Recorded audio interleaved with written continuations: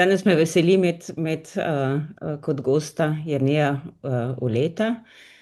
Jernej mislim, da najboljše opisan kot RNA biolog, ki večino svojega dela posveča živčnemu sistemu, ampak njegova spoznanja so mnogo širša kot samo v živčnem sistemu. Ampak danes imamo njegovo predavanje, bo posneto in bo tudi na internetu. Danes pa bi rada njemu namenila enih par vprašanj, enostavno čisto o svoji poti, o svojem razmišljanju, o svojem delu, o širših temah. Mogoče najprej lepo pozdravljen in dobrodošel, Jernej. Mogoče enih par čisto osnovnih vprašanj, mogoče lahko čisto na kratko povzameš svojo pot, svoj odhod v tujino, mogoče tudi eno razmišljanje, zakaj si se takrat odločil in tudi zakaj si se odločil ostati. Mhm. Z veseljem, hvala za povabilo in tudi hvala poslušalcem za zanimanje. Bi čisto mogoče v nekaterih primerih povzel ključne točke, ki so neko po naključjih me zavedle v tujino na študij v Ameriki na začetku in potem v Anglijo. Prvič bi rekel, da se mi zdi, da tista nota, ki me je neko biologijo ponesla, je bilo to, da sem vedno zelo rad z vrtičkarjem se ukvarjal.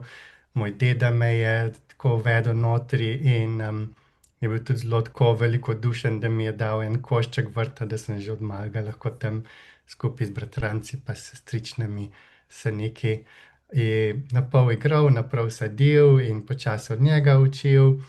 In je bil zelo toleranten, da smo mi tam malo po svoje delali in tako, ne. In to se mi zdi, da je bilo zelo taka povezava z vsemi stvarmi, ko narava raste, ko se razvija, da da občutek, da moraš počakati in tako. In na splošno se mi zdi, da ta prispodoba narave mi je bila vedno zelo pomembna in zelo blizu, karkoli sem se kasneje odločil in tako. Sicer nisem bil prav zelo fokusiran na znanost in naravoslovne vede, kar se tiče študija in tako, me je zanimalo vse mogoče. Tako da preden sem šel na študij, sem vrgel kovanec. In dejansko sem se tik preden sem se prijavil na univerzo odločil, tako da je bilo med arhitekturo in biologijo in kovanec padel na biologijo in sem šel na biologijo. Zanimala me je predvsem ekologija, ne toliko pravzaprav molekularne stvari takrat. In potem je spet po spletu naključij, da sem, mislim, da po prvem letniku študija slišal predavanje od Matije Peterlina, ki je prišel iz San Francisca in je tudi oseba, ki je veliko ljudi šlo skozi skozi njegov laboratorij, je bil zelo velikodušen, da je čez poletja gostil študente. No, in po tistem predavanju sem nekako jaz do njega stopil in čist po naključju, ne da bi čist sam vedel, kako prišlo do tega, da je rekel, ja, se mogoče ti pa lahko zrihtam štipendijo čez poletje, pa prideš malo na obisk in tako. Tako da sem nekje po drugem letniku, meni se zdi, prišel pol k njemu na gostovanje, kar je bilo zelo nekako, ja, vse zelo nepričakovano, ampak tukaj me je pa me je zelo podpirala in me zelo pripravila Ana Plemenitaš, ki je bila potem tudi moja mentorica za diplomo. In je bila imenitna mentorica za nekoga, ki je lahko med temi različnimi svetovi prehajal, ker je tudi ona že večkrat sodelovala z Matijo, bila večkrat tam in nekako pripravila malo ta moj teren, ker za mene je bilo to vse zelo novo, ne. Takrat nisem pravzaprav imel dosti izkušenj v laboratoriju, ker sem prišel k Matiju in tam so me pa direkt vrgli noter v vodo. In že od vsega začetka sem polomije delal tukaj in tam. In tako da vse skupaj je bilo zelo, zelo zanimivo, kulturno in tako.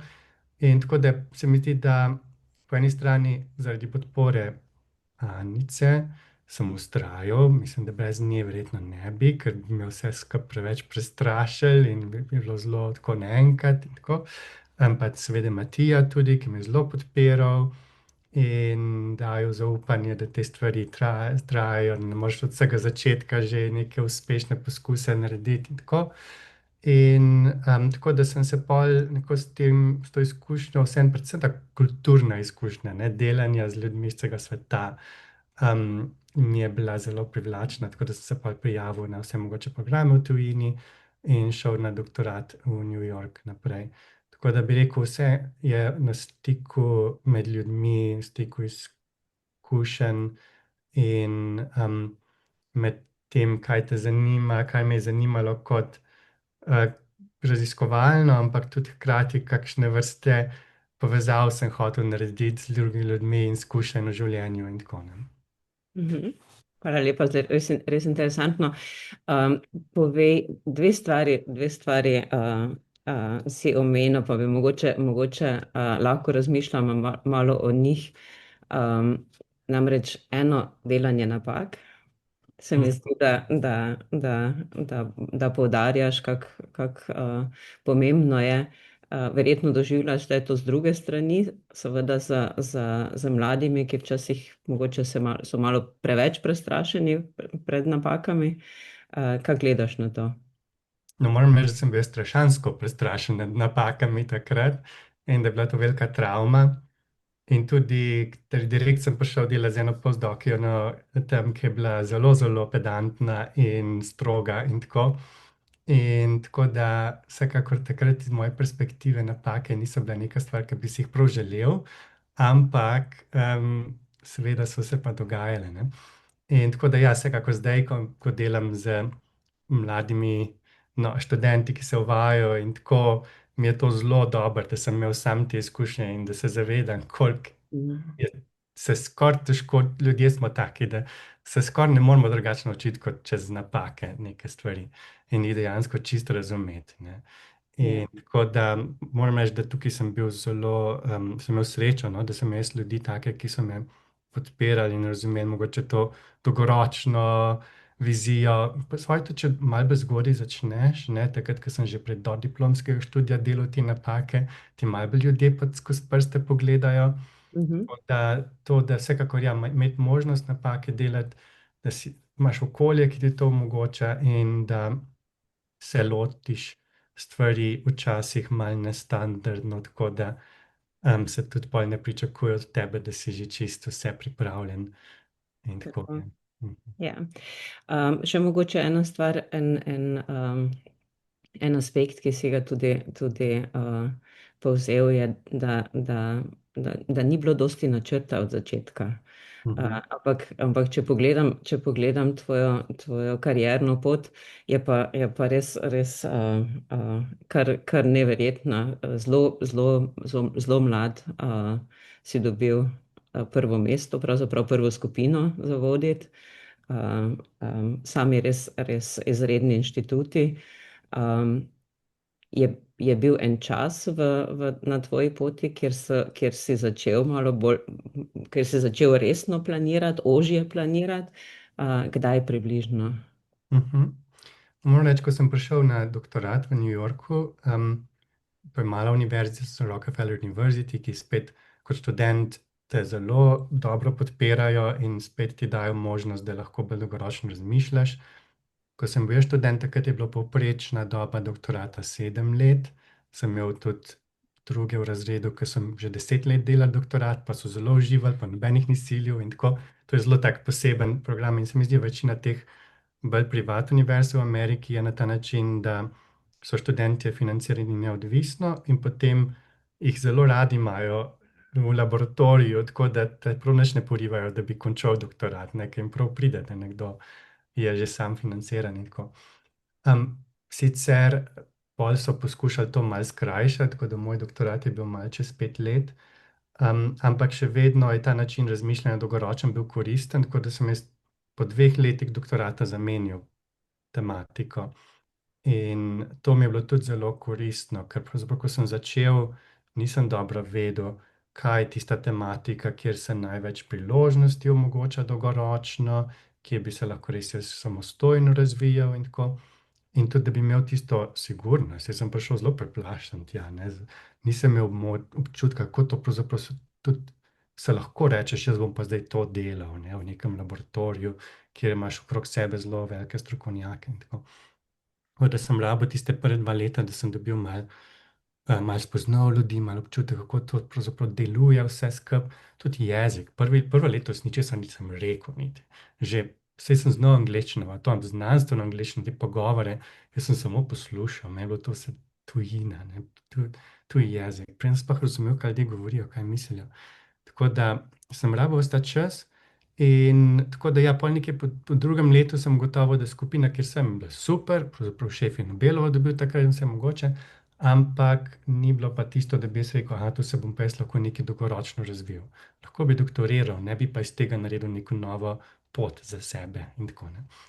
In to se je potem pričakovalo od študentov, da se nekako oblikujejo tekom doktorata. In tako da sem se pa precej pogovarjal z Andrejem Šaljem, ki je bil takrat tudi imel svoj laboratorij na univerzi, on bil predvsej tudi moj mentor delno, pa tudi Marjetka Podobnik, ki je zdaj moja šefica v Ljubljani, šefica oddelka, ampak takrat je bila pa postdokinja na Rockefellerju. In sta bila oba zelo dobra svetovalca, pa se drugi kolegi, študenti in tako se veliko pogovarjal. In so mi vsi rekli, ja, če hočeš spremeniti, spremeni ni bistvo, ne boš napake naredil, različne možnosti sem imel tako kot takrat izdelane, tako da program me tudi tukaj ni omejeval. No in sem se spremenil delno spet iz socialnega razloga. Ta šef skupine mi je bilo zelo simpatičen, ker vsi ti šefi so imeli svoje predstavitve študentom in poznal sem enega študenta, ki je bil zelo dober prijatelj, ki je nekako bil mi govoril, da je tukaj se nekaj zanimivega dogaja, tukaj boš ti lahko zdaj lih ta pravi trenutek pristopil zraven in tako sva pa celo skupaj objavila članek s tem študentom. Tako da ja, tisto, da sem bil v nekem okolju kot dolg časa, da sem nekako izbral si dolgoročno pot že tekom doktorata. In pol, ko sem tekom doktorata prestopil na ta nov laboratorij, smo pa tam res imeli neke ideje, ki so bili lih ta prav čas, da so odprle nove tehnike, na katerih še zdaj delam. Ker se je pol nekaj začrtala, neka smer tekom tega doktorata, sem ostal tam še za postdoc v istem laboratoriju za skoraj 2 leti, ampak mi ni bilo treba pol nekaj čist spreminjati kasneje. Sem pa pol kako to tematiko s sabo vzel, pa razvijal še naprej samostojnost. Kot pa pravite, da sem zgodaj začel svoj laboratorij v Cambridgeu v Angliji, je bilo pa pravzaprav tako, da češ sem imel svoj laboratorij, ampak nisem imel niti mize. Oni so me dali neko sredi dva laboratorija, ki je bila možnost, da se bo nek prostor pojavil v nekih letih, ampak v prvem letu sem si delil mizo z eno postdokinjo, v drugem letu pa ona končala, pa sem si tisto mizo delil s svojim študentom, po 5 letih tistega sem pa dobil celo eno pisarnico malo in tako. Tako da je bilo zelo fajn, ker sem pravzaprav bil še naprej nek postdoc tam notri, sem bil skupaj s 3 laboratoriji, smo imeli skupaj lab meeting in vse. Tako neko zanimivo prehodno obdobje je bilo, kjer sem lahko svoje stvari še delal, ampak v prvih letih sem več ali manj jaz vse delal, pa malo vaju enega študenta, pa enega postdoca, pa se je pa skozi tako 5 let zgradila ena mala skupinca, ki je bila pa že malo osnova stvari pa za naprej. Tako da vse je bilo zelo tako postopoma, ni bilo nobenih kakšnih večjih preskokov in korakov in tako. Kako velika je tvoja skupina zdaj? Zdaj nas je 18, ker smo razdeljeni na 3 lokacije. Ena v Crick Institutu v Londonu se bo končala 2027, je mala skupnica 3 ljudi, ki še nekako bil sem celotna skupina na Crick Institutu, ampak se počasi tam končujemo, zdaj imamo še malo afiliacijo tam. Potem imam skupinco 4 ljudi v Ljubljani, en magistrant, pa 2 študenta, pa ena postdoc, pravzaprav 2 postdocinji, 2 študenta, pa en magistrant, tako ja. Ampak smo del v Ljubljani enega takega laboratorija, ki mu rečemo Arena pospeševalec, ki se ga delimo skupaj še z 2 drugimi malimi skupincami, samostojnih mladih znanstvenikov na podobnih tematikah, smo se kar neko skupaj oblikovali. Centralni laboratorij je pa na King's Collegeu v Londonu, ki je tam nekje 8, tudi kakšen obiskovalec, pa še magistrant, pa tako. Tako da v Londonu je bolj tak mogoče opremljen laboratorij, se da vse take bolj celične stvari delati z navezavi na nevrobiologijo. V Ljubljani pa lahko tudi računalniške stvari razvijamo, pa bolj kakšne take tehnično zahtevne metode, za katere ne rabiš sicer veliko opreme, ampak mogoče moraš bolj tako inovativno misliti, pa tako. Tako Mhm. da se mi zdi, da se ta okolja med seboj podpirajo, malo tudi drug drugega, malo dinamiko omogočajo, da se nekako ne ustališ v enem samem, kako rečeš tukaj, zabubiš nekako v eno Ja, samo. v kotu, ja. Da zaenkrat kar funkcionira. Se pa res v Ljubljani so ljudje zelo, zelo samostojni, sicer jaz sem četrtinsko zaposlen v Ljubljani in tudi imam pač formalno mentorsko vlogo, teh ljudi sem pisal, ampak to so zelo, zelo samostojni ljudje in jaz jih tretiram kot sodelavce. Se vidimo, 4-krat na leto pridem v Ljubljane, oni tudi zdaj ena postdokinja v Londonu. Imamo stalno debate preko vseh možnih kanalov in skupne projekte, ampak oni se zelo sami oblikujejo in vodijo vedno bolj tudi pot proti samostojnosti, tako da je res zaradi tega, ker so tako proaktivni, stvar deluje, ne. Tako da ni, da bi rekel, da je to nek standardni laboratorij, kar nekaj Tako. novih možnosti smo pretestirali. Fino. Mogoče še en kratek nasvet za koga, ki se zdaj nahaja nekje tu, mogoče pozni doktorski čas za pogled naprej. Mhm.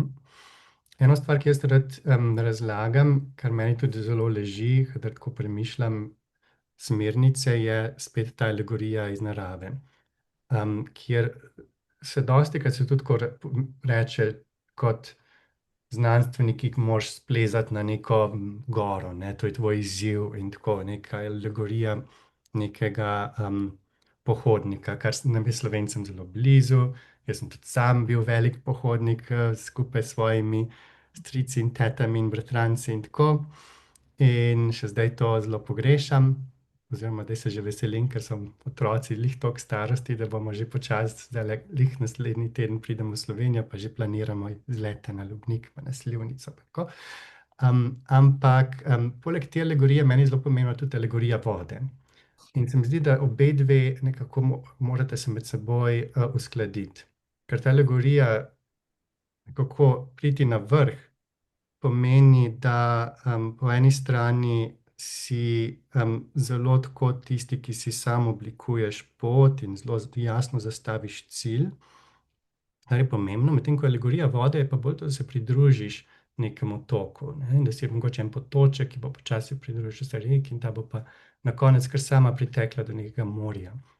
In pri alegoriji vode tudi gre za to, da če recimo nek potoček je na začetku zelo jasen, hiter, natančno si želi zelo nekam priti, ampak potem pride pa na koncu v nekom precej nejasno reko, ki počasi teče, pa je mogoče malo blatna, pa tako. In je vseeno tukaj nek smisel, ne? In greš skozi vsa ta obdobja tekom raziskovanja in je dobro, da imaš te različne alergije pri sebi, ker so obdobja, ki so malo bolj počasna, nejasna, kjer se težko recimo definira nek jasen cilj. Je pa važno, da imaš občutek, da si pa del nečesa, ne?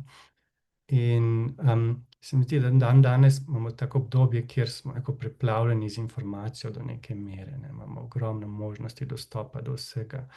In je to včasih tudi malo stresno lahko. In zato se mi zdi, da nam ta način vode, ki nas lahko povezuje v neko večjo teorijo mogoče, lahko nam da nek smisel tudi sredi tega poplave informacije, ne, se tudi rečemo voda kot poplava in tako. In da še vseeno vidiš ta večji tok nekje, kjer nisi mogoče ti tisti, ki določiš pot natančno in popolnoma vse vodiš, ampak lahko pa čutiš ta večji tok in se prepustiš včasih malo temu toku. In veliko teh stvari, ki so se meni dogajale, je bilo tega, da sem se dostikrat prepustil in so se potem zgodile stvari malo neodvisno od mene, ampak se vedno potem neko povezali, da sem lahko jaz nekaj temu dodal. In sem tukaj zelo, moram reči, imam srečo, da sem se s pravimi ljudmi povezal in srečal in tako tudi malo bom na predavanju poskušal to izpostaviti. In tako da ja, se mi zdi to zaupanje sem tudi delno pridobil, ko sem bil na študanju v Ameriki. Moram reči, da so ti kolegi, s katerimi sem delal, me tudi malo naučili to, kako da ni treba, da vse prevzameš nase. Mogoče sem jaz to kot Mhm. Slovenci smo to zelo navajeni, ne, da moramo trdo delati, moramo zelo prispevati, kar je super in to je super podlaga. Je pa res, da pol tekom dela v skupini in tako je dobro, da imaš nekoga, da ti da občutek, lahko malo prepustiš drugim, predaš drugim. Mogoče včasih ima bolj vloga koordiniranja bolj primerna, kot da vse človek sam naredi in tako in se to počasi preklaplja in tako. Še zmeri pa seveda ta alegorija pohodnika je zelo pomembna, predvsem tisto, kar včasih pa prideš potem na tisti del gore, kjer pa naenkrat dobiš pogled na vse, ne, Mhm. in se ti zgodi tekom raziskovanja. To. In to se lahko zgodi tudi skupaj, ko skupina dela, nenadoma se nekaj odpre, pa neki podatki, neke vzorce naredijo. In to je podoben občutek in Mhm. to vsi poznamo, ne, tako da. To. Lepo, lepa hvala, res se veselim že predavanja in mislim, da bomo za ta prvi intervju tukaj Mhm. vključili. Lepa hvala.